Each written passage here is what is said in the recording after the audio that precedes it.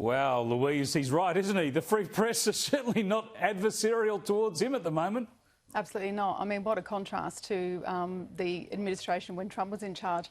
And there's a difference between running soft stories and actually doing your job as a journalist, which is to prosecute the facts and ask the hard questions. I noticed that the White House spokesperson yesterday sort of set up one of the press interviews, which I watched on TV, and she said, you know, I'll be the pit bull and I'll ask the tough questions and I'll be the bad cop later. But I thought, well, actually that's a journalist's job, is to be tough and to ask those sticky questions. And it's not all about, the president's socks or his dog, all that sort of soft stuff. I mean, they've hit the snooze button. I mean, when will they actually tick over and actually start looking at the administration and what's happening in that country? Yeah, and Rebecca, plenty has happened already. There have been so many executive orders signed, so there's plenty of scrutiny, plenty of debate to be had already.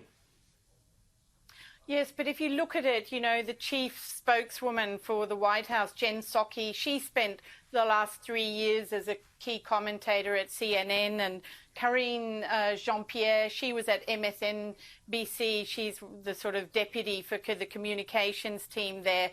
So, of course, they're very chummy with, the mainstream media.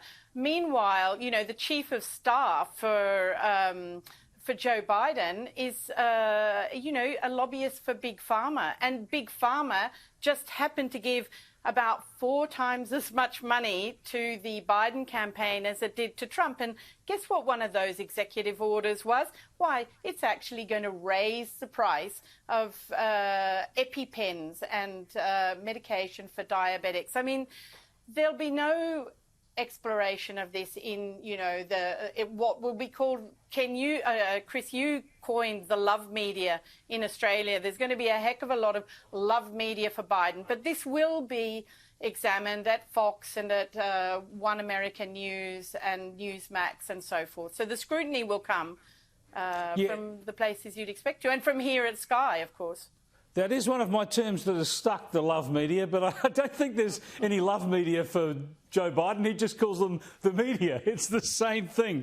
We will see. Now, I want to show you an example, actually, of how even the love media now has been caught out by the virality of Twitter. Have a look at this story published by The Age in Melbourne yesterday. It showed the travel and visits and itinerary of the bloke who got tested positive for coronavirus in Melbourne in hotel quarantine, living for the weekend, infected hotel quarantine workers' busy itinerary. It showed a map and told everybody where he went.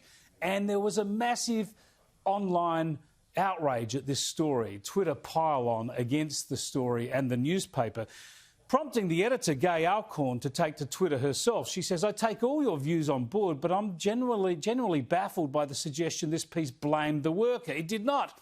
He did entirely the right thing. It was a light-hearted piece about how we all get about. I love Bunnings," she said, referring to some of his visits.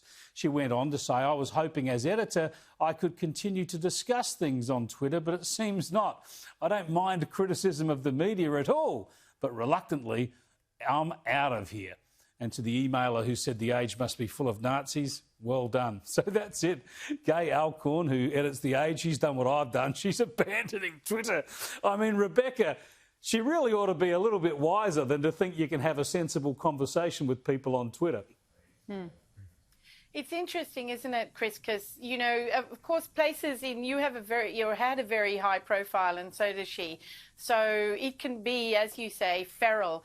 But I have to say, some of the research that I've done on the truth about what happened and how the coronavirus was found in a cave in Mojiang, was collected from there and went to the Wuhan Institute of Virology, leaked out of that. All that was done by Twitter sleuths and scientific sleuths, all using and communicating via social media and publishing it. So it's still an immensely valuable tool. And if you can get out of that mainstream, which, as you say, is feral, there's a lot of really valuable information exchanged.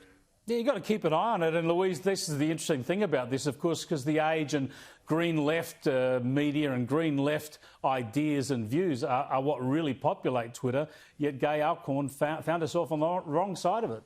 Fancy that, getting on the wrong side of the leftist media. Very interesting.